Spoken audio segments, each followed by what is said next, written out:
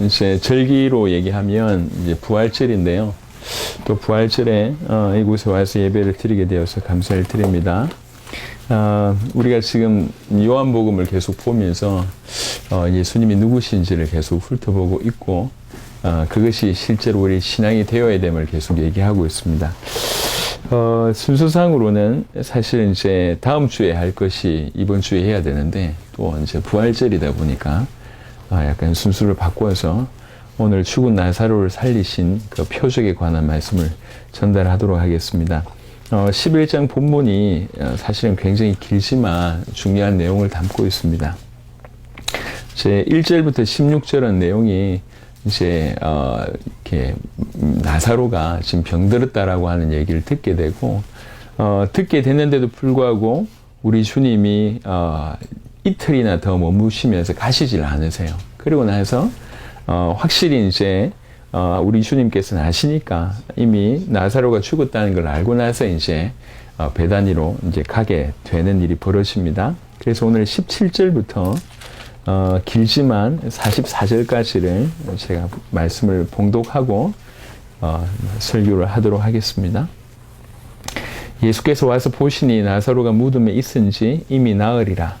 베다니는 예루살렘에서 가깝기가 한 오리쯤 되매 많은 유대인이 마르다와 마리아에게 그 오라비의 일로 위문하러 왔더니 예루살렘에서 한 오리 정도 된다고 하면 한 1, 2km 이 정도 생각하시면 됩니다. 가깝다는 얘기죠. 마르다는 예수께서 오신다는 말을 듣고 곧 나가 맞이하되 마리아는 집에 앉았더라. 마르다가 예수께 여짜오되 주께서 여기 계셨더라면 내가 오라버니가 죽지 아니하였겠나이다. 그러나 나는 이제라도 주께서 무엇이든지 하나님께 구하시는 것을 하나님이 주실 줄을 아나이다. 예수께서 이르시되 이 오라비가 다시 살아나리라. 마르다가 이르되 마지막 날 부활 때에는 다시 살아날 줄 내가 아나이다. 이제 이런 말을 했다는 것 자체는 이미 부활에 대해서 들었다는 얘기고 나름의 신앙을 가지고 있다는 얘기입니다. 25절에 예수께서 이르시되 나는 부활이요 생명이니 나를 믿는 자는 죽어도 살겠고 무릇 살아서 나를 믿는 자는 영원히 죽지 아니하리니 이것을 네가 믿느냐.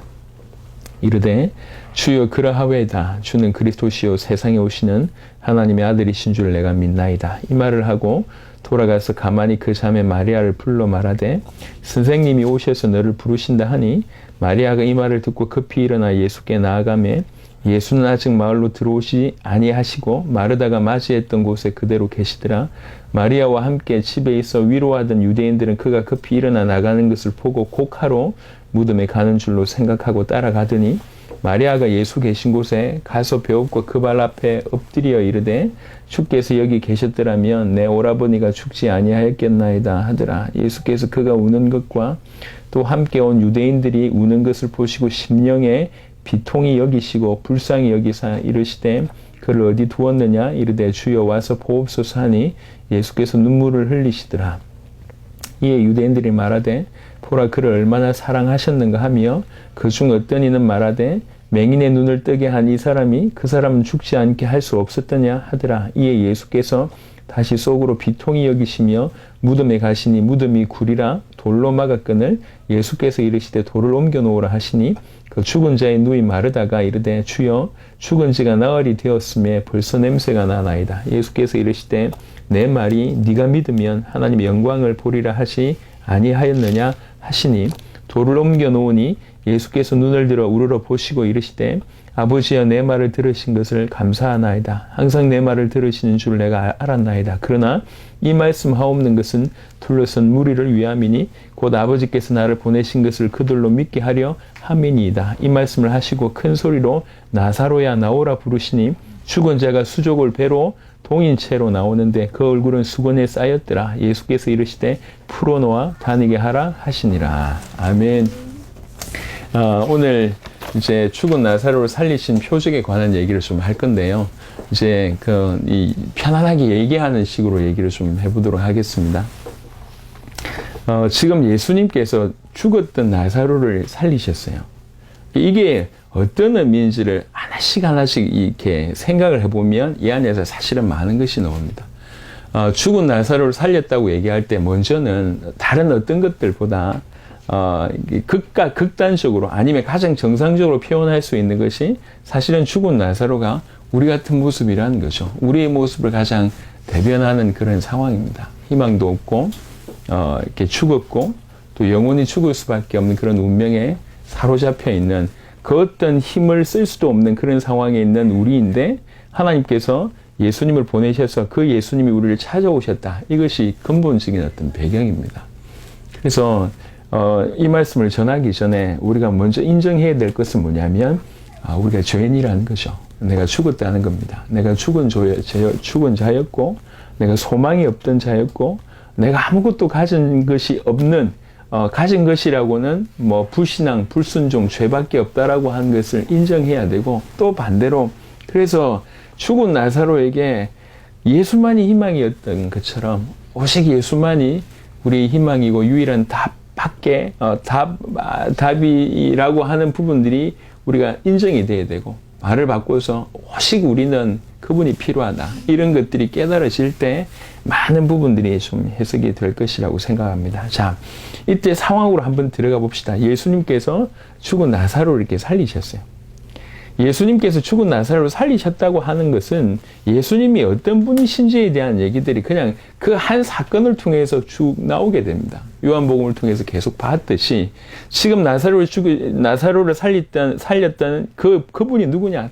다른 얘기가 아니고 이분이 죽음을 이기시는 분이구나. 또 생명을 주시는 분이구나. 이렇게 이해할 수가 있습니다. 다른 말로 얘기하면 요한복음에서 계속 보여주시고 계신 말씀처럼 이분이 정말로 하나님이시구나. 이분이 정말로 하나님의 아들이시구나. 이분이 정말로 우리에게 모든 것을 주실 수 있는 그런 분이시구나. 이분이 그리스도구나. 이분이 구속주시구나. 영원한 생명을 주실 수 있는, 우리를 건져낼 수 있는 참된 구원자시구나. 우리뿐만 아니라 전 우주를 건져낼 수 있는, 전 우주를 구속할 수 있는 그런 분이시구나. 라고 하는 것들이 바로 이 본문을 통해서 우리에게 보여주는 것입니다. 이 본문을 통해서 끊임없이 우리에게 주신 메시지가 딴 게 아니라 그 예수가 누구냐라고 하는 것이죠. 여기에서 오늘 25절, 26절 보면 사실은 굉장히 중요한 본문입니다. 예수께서 이르시되 나는 부활이요 생명이니 나를 믿는 자는 죽어도 살겠고 무릇 살아서 나를 믿는 자는 영원히 죽지 아니하리니 이것을 네가 믿느냐 이렇게 얘기를 합니다. 예수님께서 선언하기를 나는 부활이고 나는 생명이다 이렇게 얘기했습니다. 부활이며 생명이다라고 얘기를 하고 있습니다. 이것이 깊은 어떤 의미인지를 우리가 뭐 일평생 가더라도 모르겠지만 부활이고 생명이라고 예수님께서 직접 얘기하셨습니다. 그래서 이미 우리가 익히 알고 있던 우리 주님께서 하나님이시고 하나님의 아들이시고 그리스도시고 구속주시고 이런 많은 것들을 하면서 본인 스스로 얘기하기를 내가 생명이다, 내가 부활이다 이렇게 얘기했습니다. 여러분,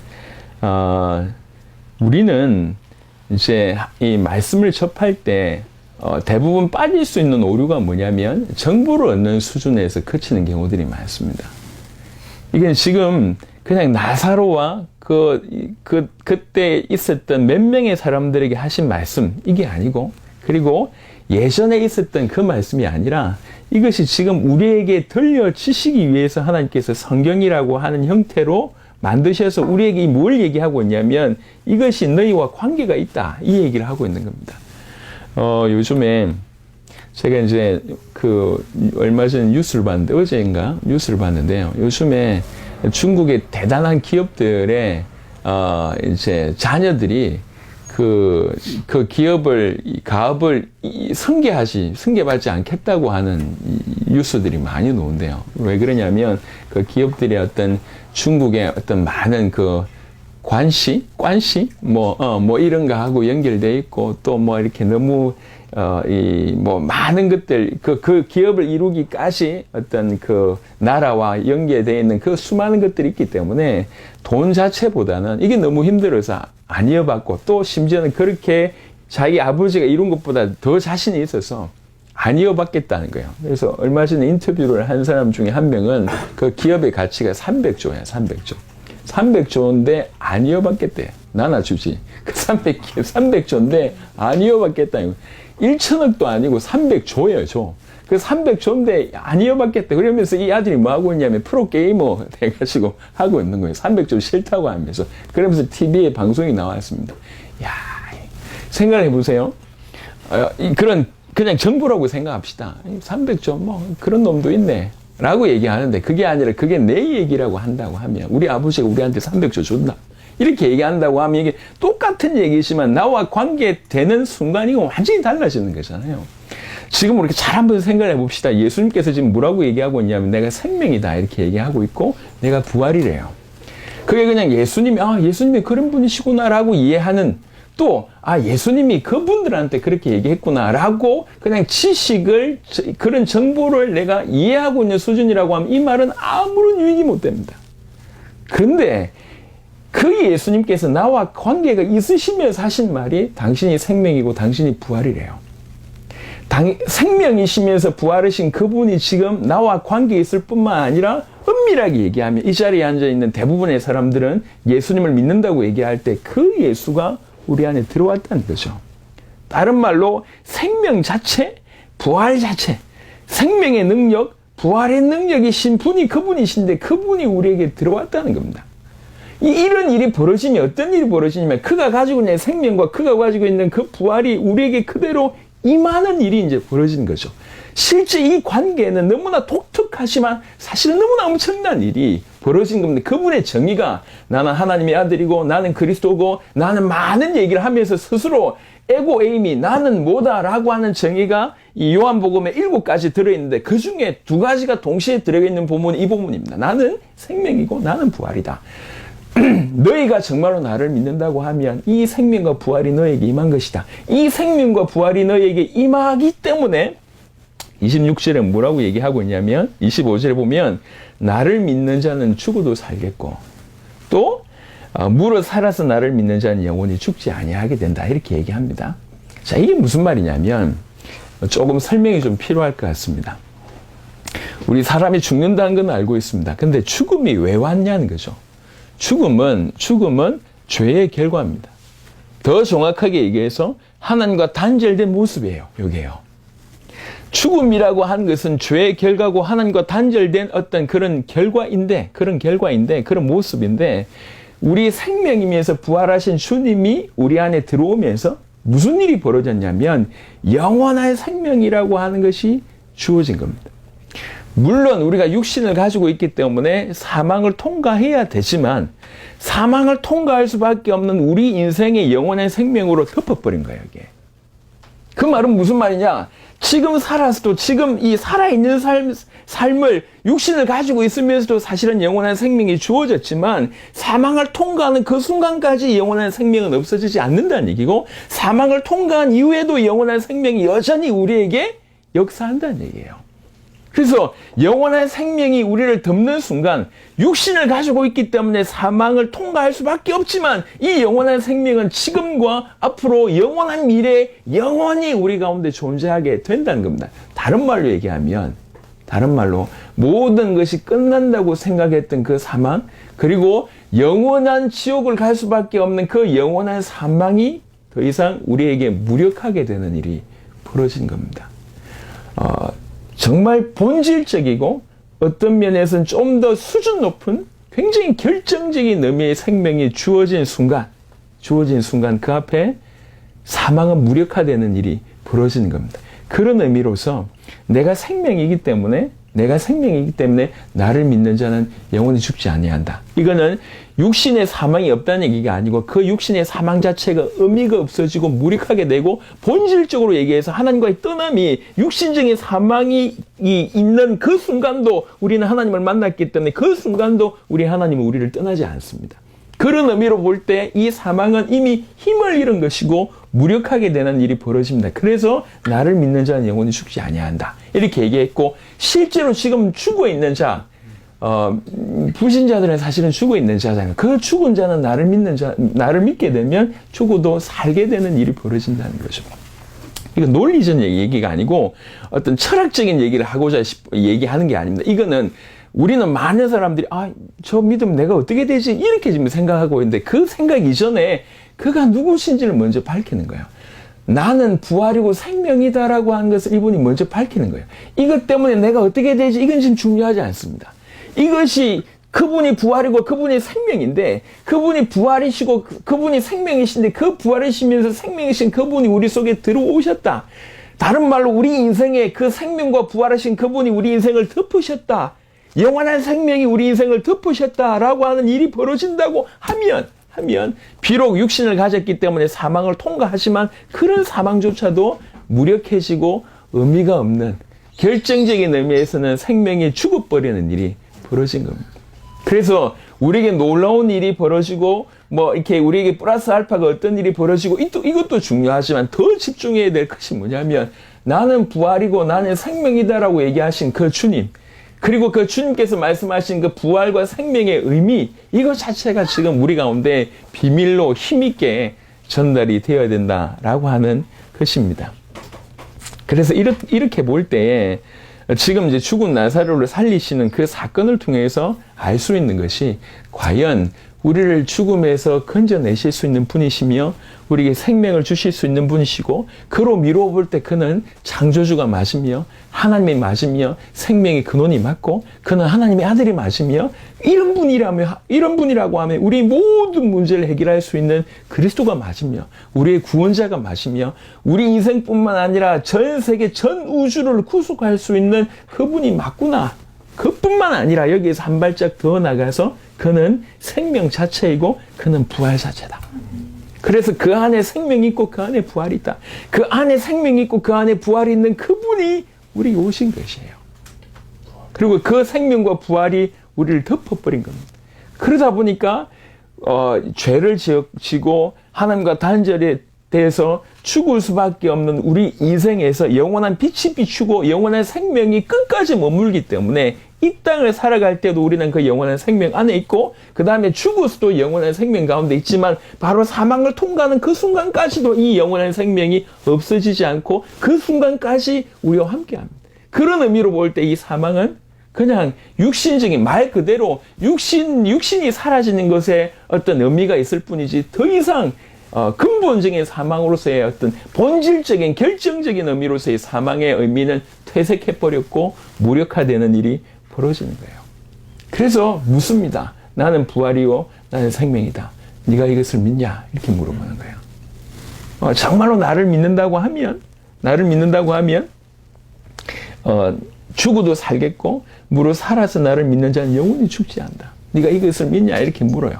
그러니까 굉장히 심오한 질문입니다. 근데 굉장히 심오한 질문에 마르다는 기다렸다는 듯이 고백을 하지만 그 고백의 깊이가 사실은 입에 발린 얘기일 수 있어요. 너무 정확한 고백이었는데 내용적으로 볼 때는 실제로 믿지 않았다는 것이 나사로를 살리기 위해서 죽어있는 그 무덤에 돌을 치우라고 했을 때 가장 먼저 왜 이러십니까? 라고 얘기하면서 덤벼들었던 인물이, 그걸 말렸던 인물이 이 마르다입니다. 입은 살아가지고 믿습니다라고 얘기하지만 실제로 믿어야 될 그때는 믿지 않는 모습, 오히려 믿음 가운데 행하시려고 하는 하나님의 역사를 가로막는 역할들을 감당했던 인물이 마르다입니다. 생각해 봐야 될 내용들이 우리가 굉장히 많죠. 그래서 사실은 이 물음은, 네가 믿느냐라고 하는 물음은 사실은 굉장히 깊은 것을 의미합니다. 네 모든 사망이 무력화됐다는 걸 믿냐? 네 모든 사망보다는 그 어떤 것보다 영원한 생명을 주시는 바로 그분을 네가 믿을 수 있겠냐? 그 질문이에요.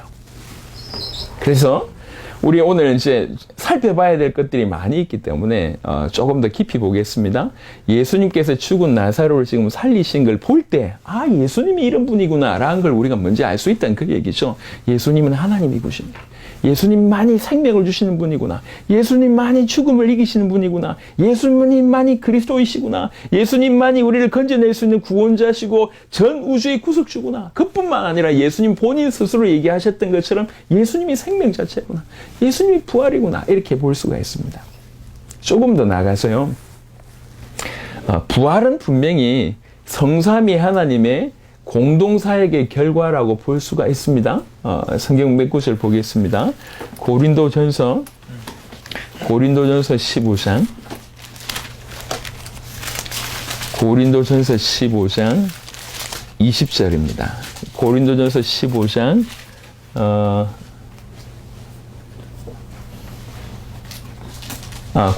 죄송합니다. 이건 조금 이따 볼 거고요. 고린도 후서부터 보겠습니다. 고린도 후서 1장 9절.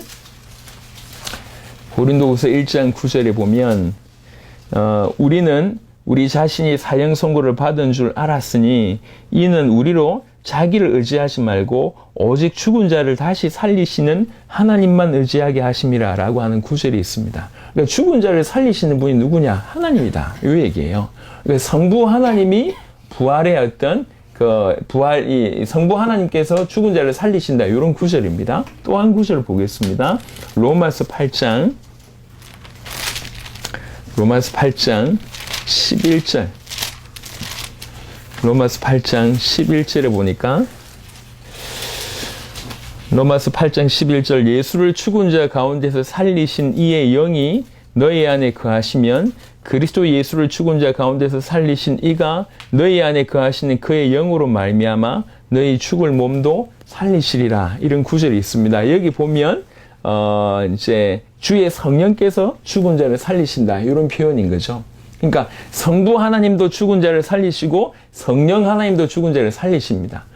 그 즉 말은 성삼위 하나님의 공동사역의 결과가 부활이라고 볼 수가 있습니다. 그런데 엄밀하게 얘기해서 그 안에서도 주체자가 있다고 하면 그 주체자는 누구냐? 그 부활의 주체자는 그리스도라고 얘기할 수가 있습니다. 왜 그러냐면 죽은 자 나사로를 보고 나사로야 나오라 라고 불러냈던 것처럼 나중에 우리가 혹시 먼저 무덤에 들어가 있는 자들도 그렇게 주께서 불러내실 겁니다. 그러니까 공동사역의 결과, 부활이 공동사역의 결과지만 그 중에서도 부활의 주체라고 얘기한다면 그분이 예수님이라는 거죠. 그런 의미에서 나는 부활이요, 나는 생명이다. 이렇게 얘기를 했습니다. 그래서 부활의 주체일 뿐만 아니라 부활을 주실 수 있는 분이 그리스도이시고 또 본인 당신 자신이 부활의 어떤 첫 열매로 아까 읽고자 하는 내용이 고린도전서 15장 20절이었는데 한번 이것도 찾아볼까요? 고린도전서 15장입니다.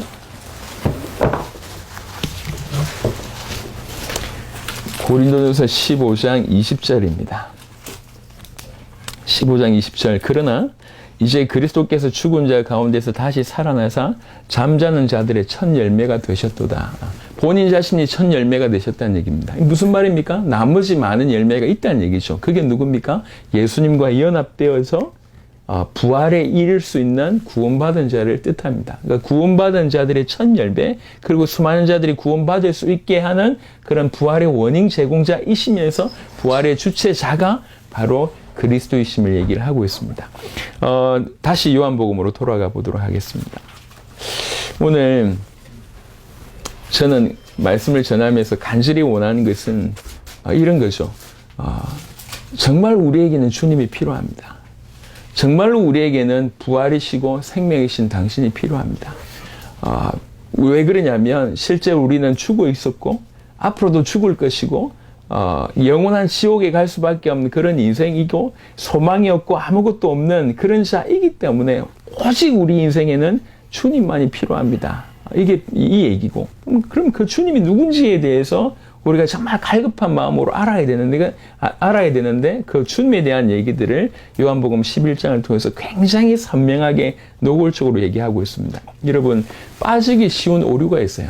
그게 무슨 말이냐면 우리가 이제 육신을 가져 있다 보니까 하나님을 알고 하나님을 체험하는 부분에서도 전부 육신적으로 이해하려고 많이 합니다. 그래서 예를 들면 병이 낫거나 아니면 눈앞에서 귀신이 쫓아가거나 아니면 너무 힘든 문제가 있었는데 그게 해결되거나 너무 아픈 일이 있었는데 어떤 그것들이 이렇게 더 선하게 해결되거나 그러면 하나님 살아계시네요.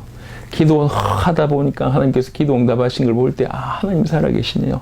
도무지 불가능했던 것들이 이루어진 걸 보면서 하나님 살아계시네요 라고 체험하면서 막 힘을 얻습니다. 분명히 그런 케이스가 있고 그게 도움이 됩니다. 하지만 정말 우리 주님께서 당신을 계시하는 가장 선명한 방법은 하나님의 말씀입니다. 말씀을 통해서 당신을 알리십니다. 그냥 그분은 우리에게 문제를 해결해주고 병을 낫게 해주고 여러 가지 어려운 가운데서 건져주시는 그 정도가 아니고 그 정도가 아니라 기적을 행하시는 분 정도가 아니라 우리를 통해서 우리 인생 전체를 통해서 당신이 누군지를 계속 보여주시기 위해서 말씀으로 말씀하고 계십니다. 그래서 말씀을 통해서 그분을 확인할 수 있는 것이 가장 유익합니다. 그래서 여러분 깨닫게 되길 바랍니다. 오늘 요한복음 11장 죽은 나사로를 건져내신 걸 통해서 우리가 알 수 있는 건 뭐냐면, 그렇구나, 정말로 이분이 생명을 주신 분이구나. 생명을 주신 분이 누굽니까? 하나님이잖아요. 창조주이시잖아요. 죽음을 이기시는 분이시고 생명을 주시는 분이구나. 아, 이분이 하나님이시구나. 하나님의 아들이시구나.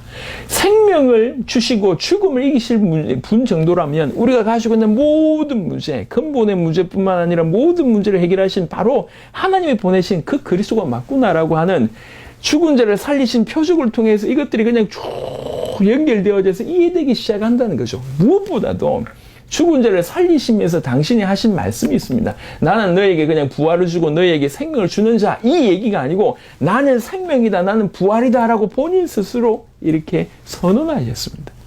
그래서 이 안에는, 나는 생명이고 부활이라고 하는 이 안에는 너무나 엄청난 비밀이 담겨져 있는데, 중요한 건 뭐냐면 그 사실이 내 것이 되어야 된다는 거죠. 나와 연결이 되어야 된다는 거죠. 그래서 우리가 예수를 믿는다는 것은 지식에 동의한다라고 하고 이 말과 이꼬르가 아닙니다. 오랫동안 중세 교회와 그 다음에 지금도 사실 많이 존재하는, 많이 교회를 다니고 있는 사람들이 착각하고 있는 것이 믿음을 지식에 동의한다라고 하는 것으로 믿는다고 생각합니다. 무슨 말이냐? 예수님께서 십자가에 죽으셨어요. 나 그거 믿습니다 라고 얘기합니다. 그 믿는 건 뭐냐면 그냥 성경에 있는 그 지식에 동의하는 것인데 그걸 믿는다고 착각한 겁니다. 이 지식의 동의는 믿음에 있어서 거의 출발이라고 볼 수가 있어요. 시작입니다, 시작. 예수님 부활하셨습니다, 네 믿습니다 라고 얘기할 때 그건 마치 뭐와 같냐면 그 지식에 내 동의합니다, 이걸 믿는다고 생각합니다. 믿는다는 얘기는 뭐냐, 뭐가 포함되어 있냐면 이 지식뿐만 아니라 그것에 대해서 인식, 매 순간 인식, 그리고 나서 그것에 대한 어떤 신뢰, 그것에 대한 그리고 순종, 그리고 그것에 대해서 끝까지 충성, 이런 것들이 믿음 안에 다 포함되어 있습니다, 이 요소가. 그래서 주님이 부활하셨음을 내 믿습니다라고 얘기할 때 믿음의 시작은 그 지식에 내가 동의합니다라고 하는 인정이 시작이지만, 믿음 속에 들어가게 되면 어떤 일이 벌어지냐면 이 생명과 부활을 진실로 내가 받아들이면서 그렇구나, 주님이 생명과 부활이라고 하면 이 생명과 부활이 나에게 주어졌구나. 이 생명과 부활이 주어졌기 때문에 매 순간 이것 때문에 기뻐하고 감사하고, 이 생명과 부활을 통해서 다른 사람들을 살리시기 원하시는구나. 이 생명과 부활 가진 자를 가진 어떤 그 기쁨을 가지고 다른 사람들을 살리고 그 일을 하는데 끝까지 충성한 이것까지가 다 믿음의 범주 안에 포함되어 있다는 거예요. 그래서 지식의 동의는 믿음의 시작입니다. 이것이 그냥 이꼬르가 아니에요. 근데 수많은 사람들이 예수님이 부활하셨다고 얘기할 때 믿는다고 얘기하지만 그 믿음은 지식의 동의 수준에 머물러 있습니다. 내가 생명이고 내가 부활이라고 얘기할 때 믿는다는 것은 동의뿐만 아니라 매 순간 그것을 내가 주님이 생명이고 부활이구나라고 인정을 하고, 주님이 생명이고 부활이기 때문에 그 앞에서 내가 매 순간 신뢰하고 순종하고, 이 생명과 부활이 전 열방에 전달되기를 원하시는구나, 그것 때문에 내가 끝까지 충성하고 그 길을 걸어가는데 어려움이나 아픔이더라도 매 순간 이 생명을 주어줬고 죽음을 이겼다는 얘기는 무서워할 게 없잖아요. 또 이렇게 살다가 죽어도 괜찮다는 얘기잖아요. 영원한 것이 주어졌는데 끝까지 가는 겁니다. 이것이 예수님이 부활이요 생명이라고 하는 사실을 믿는다고 할 때 그 범주에 속한 겁니다. 우리는 오늘 이런 믿음을 하나님께서 원하십니다. 그래서 얘기합니다. 나는 부활이요 생명이다. 네가 믿냐? 이렇게 물어요. 그냥 단순한 지식의 동의가 아닙니다. 부활하신 지 제가 믿어요, 이 얘기가 아니라고.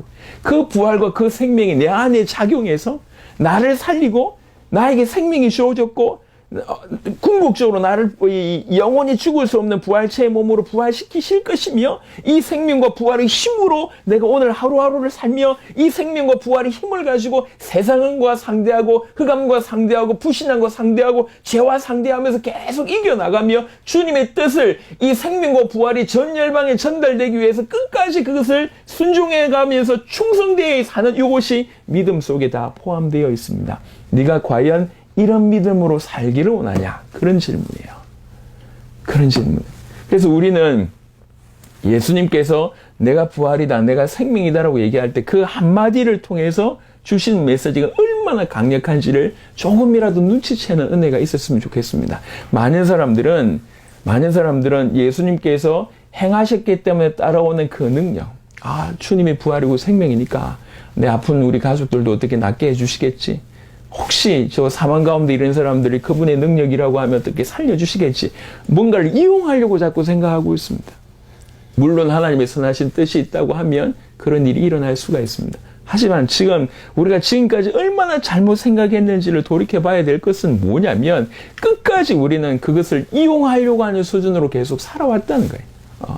그러니까 예수님 자체보다는, 제가 자주 얘기하지만 예수님 자체보다는 예수님에게서 나와지는 그것, 능력이든지 아니면 뭐 전능한 힘이라든지 지혜라고 하든지 뭐든지 모르겠지만 그분에게서 나오는 플러스 알파, 그분에게서 나오는 능력, 그것을 내 삶에 가지고 와서 이용하려고 했지, 그분이 누구신지에 대해서 집중하지 못하게 만드는 것이 오늘날 종교의 모습이라고 저는 개인적으로 생각하고, 이걸 빨리 탈피해야 돼요.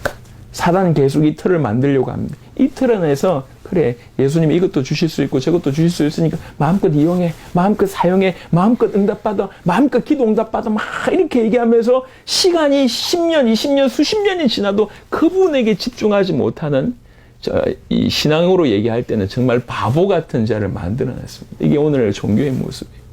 그래서 교회를 오래 다니고 수많은 직분자들이 궁극적으로 예수가 누구냐 물어봤을 때 할 말이 없는 겁니다. 우리는 성경을 통해서 뭘 봐야 되냐면, 우리의 생명과 우리의 구원과 우리의 부활과 우리의 모든 과거, 현재, 미래 모든 것이 그분에게 달려 있습니다. 그분에 대한 얘기가 성경이에요. 그분을 얘기하고 있는 거예요. 그래서 오늘 이 그분이, 예수님께서 내가 부활이고 생명이라고 얘기하고 있을 때 우리는 부활이요 생명이신 그분을 받아들여야 된다는 얘기고, 다른 말로 반드시 부활이요 생명이신 그분만이 우리가 필요하다라고 인정해야 되고, 그분을 요구해야 됩니다. 그분 자체를.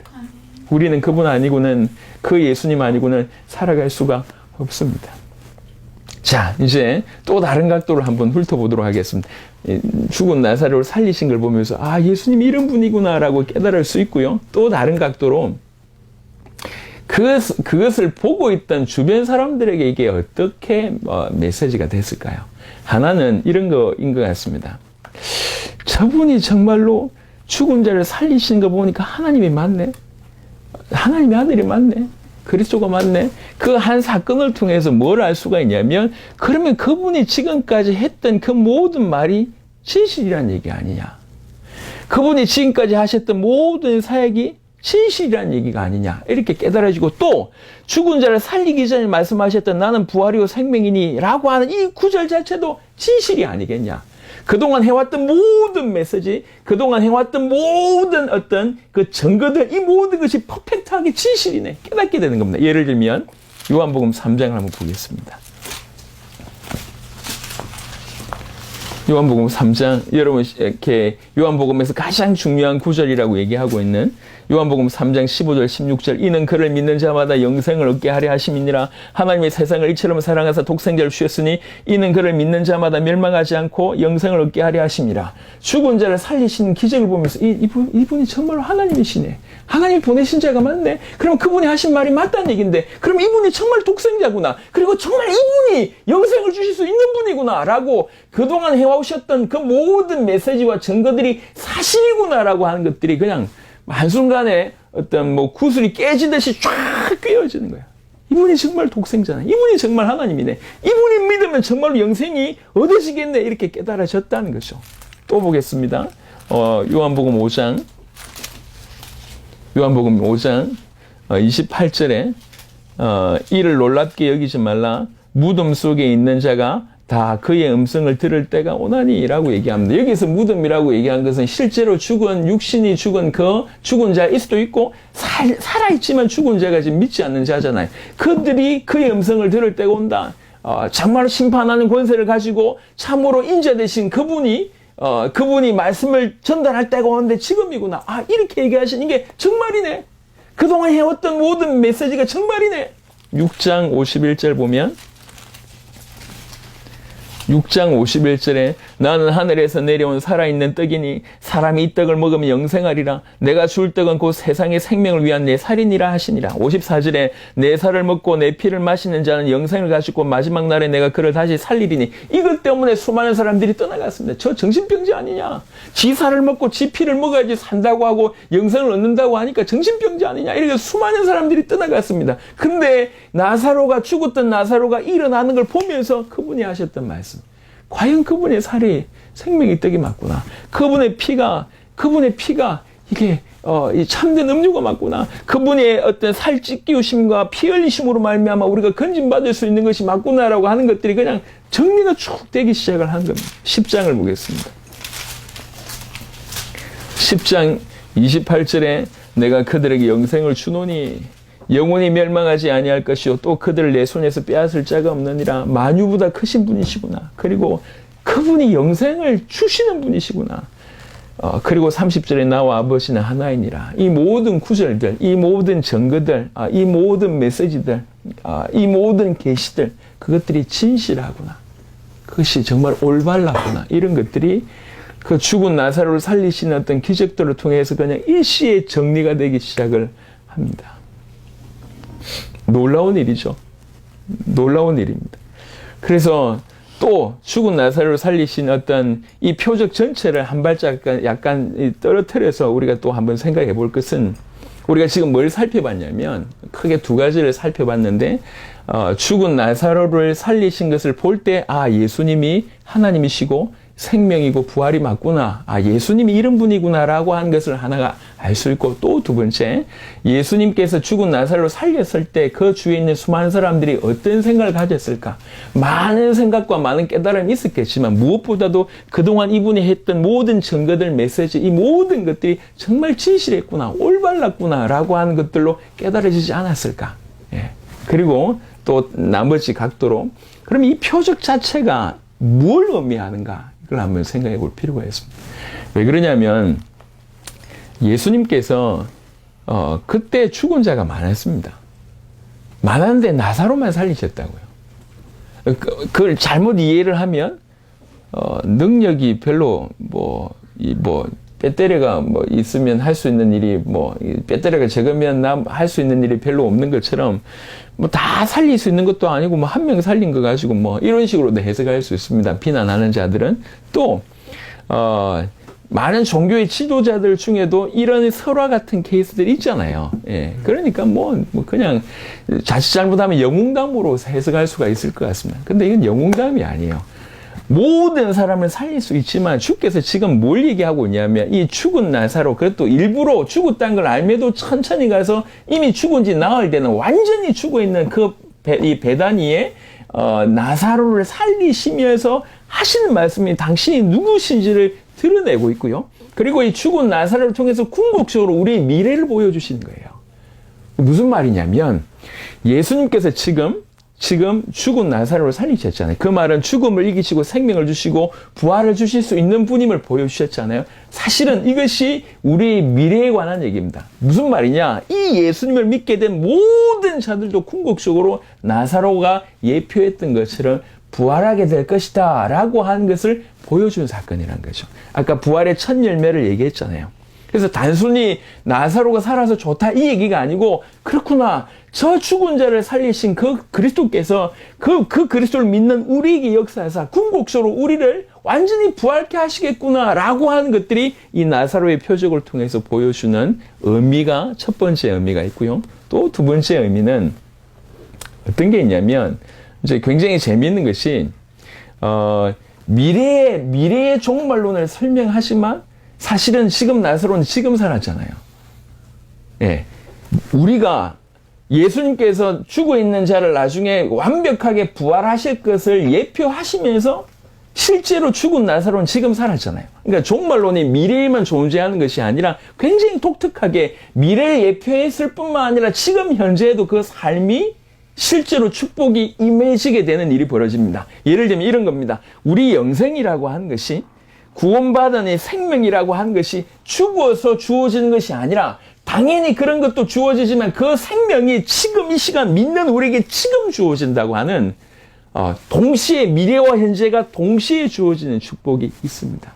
그래서 미래의 주님의 부활을, 우리의 부활을 예표할 뿐만 아니라 지금 나사로가 살았던 것처럼 우리가 미래의 영원한 하나님의 나라에서 부활을 통해서 하나님 나라에서 누리지만 지금도 그 영원한 생명을 바로 이 땅에서 육신의 몸을 가지고 있는 이 땅에서도 누릴 수 있다라고 설명해 주는 것이 나사로의 표적입니다. 그 말은 무슨 말이냐면 지금 우리에게 영생이 주어졌다는 거죠. 미래의 영생뿐만 아니라 지금 그런 영생이 주어졌다. 궁극적으로 이런 의미는 어떻게 표현할 수 있냐면 재창조의 사역이 이루어진 겁니다. 왜 그러냐면 원래 인간이 완전히 무너졌는데 그리스도 아니면 안 되는데 그리스도로 말미암아 완전한 그때 그 처음 창조했을 때의 그 아담의 상태보다 더 완벽한 상태로 부활하게 되는, 이거는 그야말로 재창조로만 가능하거든요. 아담의 상태는 죄가 없고 그 다음에 이 죄가 없는 상태지만 죄를 지을 수 있는 가능성이 있는 상태예요. 지금 우리는 죄가 있고 늘 죄를 가능성뿐만 아니라 죄 가운데서 하는 상태인데 부활은 어떤 상태냐면 죄가 해결되고 그 다음에 죄를 지을 수 없는 상태가 됩니다. 상태적으로 얘기해 볼 때도 아담보다 훨씬 뛰어난 상태로의 완벽한 부활이 되는데 이게 언제 가능했냐? 주님의 부활로 말미암아 이런 시대가 열린 거예요. 그래서 재창조의 사역, 또 다른 말로 얘기하면 영원한 새로운 시대가 열렸다고 볼 수가 있습니다. 주님의 부활. 그것을 예표하는 사건이, 그 주님의 부활을 예표하는 사건이 나사로의 사건입니다. 그래서 나사로의 사건을 통해서 곧 당신이 죽었다가 살아날 것도 예표할 뿐만 아니라 당신의 죽음과 부활로 말미암아 그를 믿는 우리도 영원한 부활을 얻을 것을 예표하고 동시에 주어진 그 부활로 말미암아 주어진 생명이 영원한 미래뿐만 아니라 지금도 그 생명이 우리에게 임한다라고 하는 것이 이 표적 안에 다 담겨져 있습니다. 그래서 이 나사로의 표적은 이제 신학적으로도 굉장히 깊이가 있어서요. 그냥 하루아침에 논할 수 있는 계제가 못 됩니다. 너무나 많은 것을 담고 있습니다. 하지만 우린 또 주일 예배니까 오늘 제가 말씀을 전하면서 준비를 하고 오면서도 생각을 많이 했어요. 이게 어느 정도 수위까지 얘기를 해야 되는가.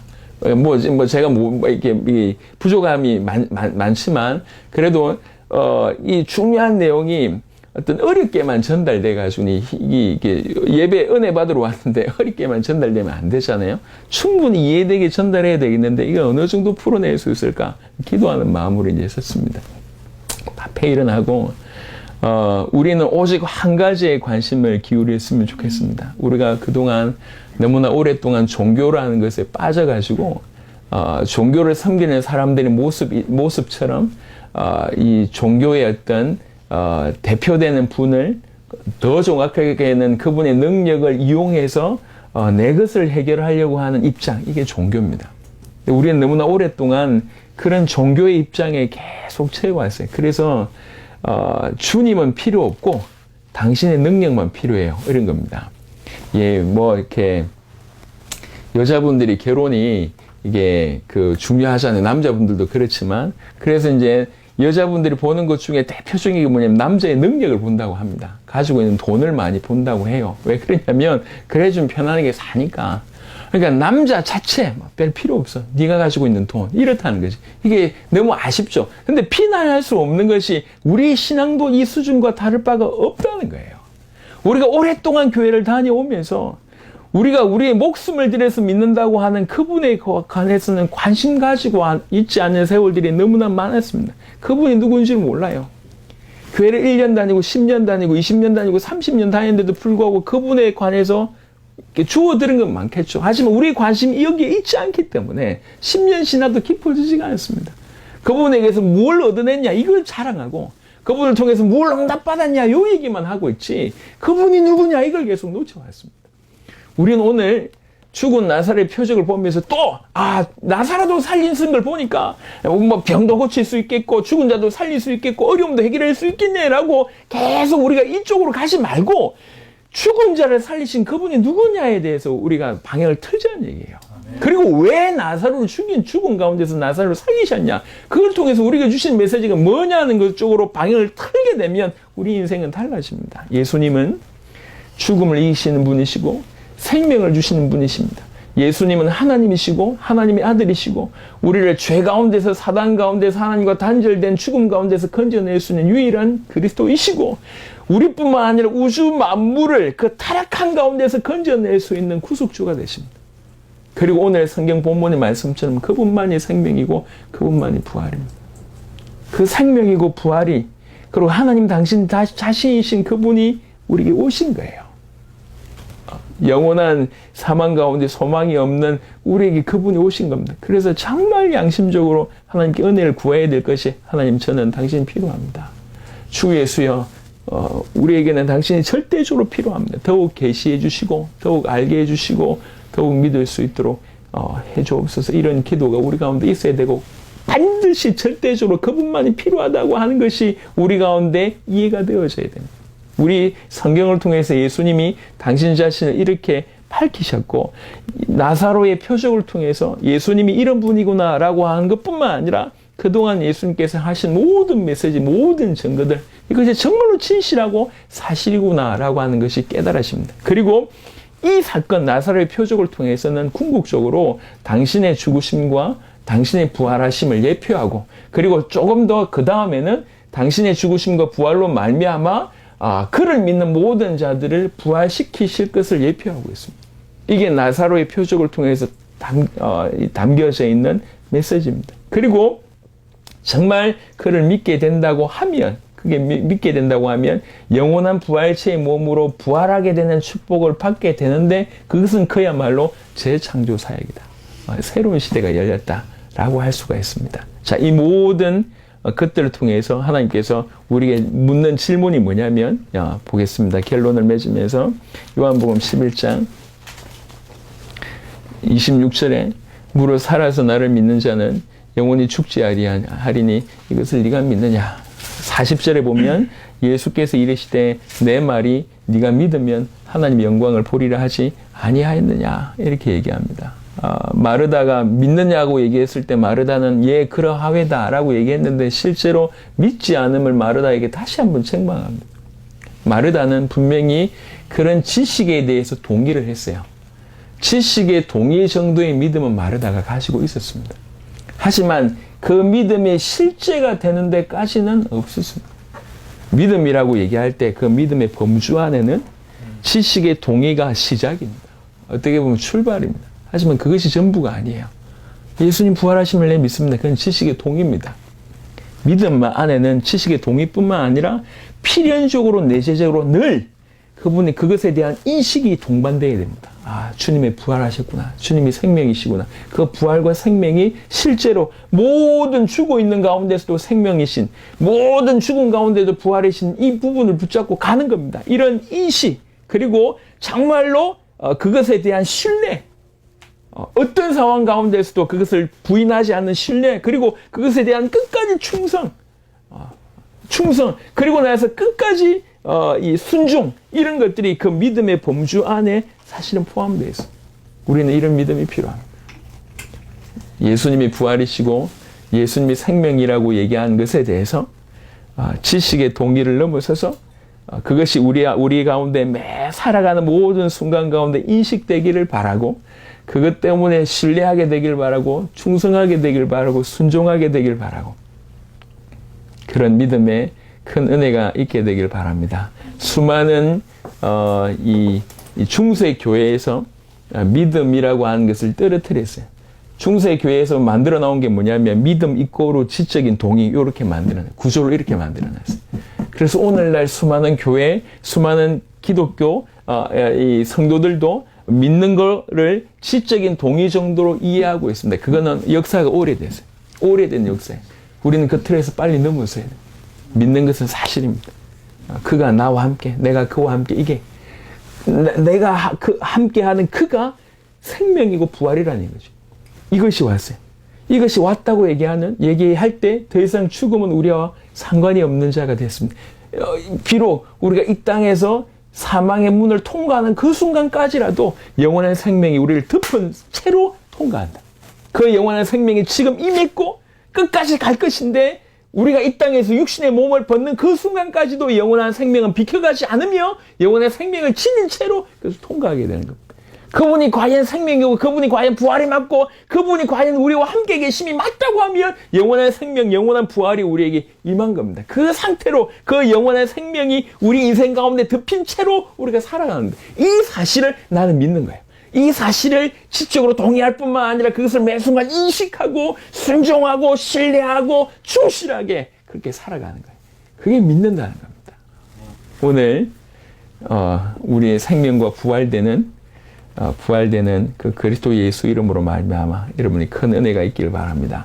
제가 메시지를 전할 때마다 약간씩 부담되는 거는 과연 어느 정도 통역할 수 있을까? 이게 좀 부담됩니다. 안산국제교회가 들어오면서 이걸 과연 통역할 수 있을까? 통역한다고 하면 대단한 수준입니다. 우리 통역하는 우리 성은이에게 하나님의 은혜가 또 우리 광희 목사에게 하나님의 은혜가 있기를 바랍니다. 조금 더 쉽게 전달할 수 있도록 최대한 노력해 보겠지만 여러분들의 수고에 감사를 드립니다. 자, 말씀을 마무리하겠습니다. 죽은 이 부활절에 맞이해서 죽은 나사로를 살리는 표적으로 말씀을 나누었습니다. 우리 주님은 생명이고 부활이십니다. 생명이고 부활이시다라고 하는 것을 말씀뿐만 아니라 나사로를 살리시면서 우리에게 보여주셨습니다. 믿으라는 얘기죠. 믿으라는 얘기입니다. 우리는 그걸 믿어야 돼요. 지적인 동의로부터 시작해서 순종, 충실, 그다음 신뢰, 인식까지 계속 우리 안에서 그것이 우리의 전부가 되는 참된 믿음 가운데 있기를 바랍니다. 그래서 믿으면 영광을 보리라 한 그 말씀 가운데 우리 가운데 이 믿음으로 하나님의 영광이 늘 풍성케 되기를 그리스도 예수 이름으로 축원합니다. 아멘. 살아계신 주님 감사를 드립니다. 나는 부활이고 나는 생명이다 라고 말씀하시고 또 그 증거로 죽은 나사로를 살리시는 주님의 모습을 통해서 우리에게 주시는 메시지가 많습니다.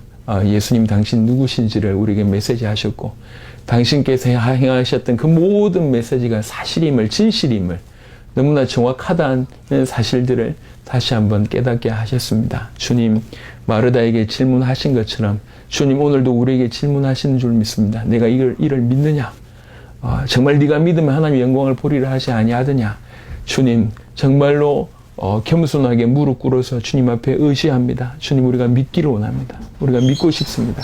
우리가 그렇게 믿고 살기를 원합니다. 정말 우리에게 더욱더욱 주님을 신뢰하는 생명임의 부활이신 구속자이신 그리스도이신 하나님이신 영원한 모든 것의 창조주가 되신 그 주님을 신뢰하고 믿는 자가 되기를 원합니다. 주님, 우리에게 은혜를 베풀어 주시옵소서. 우리의 생명이며 부활하신 주님을 찬양하고 우리 주 예수 그리스도 이름으로 기도드렸습니다. 아멘.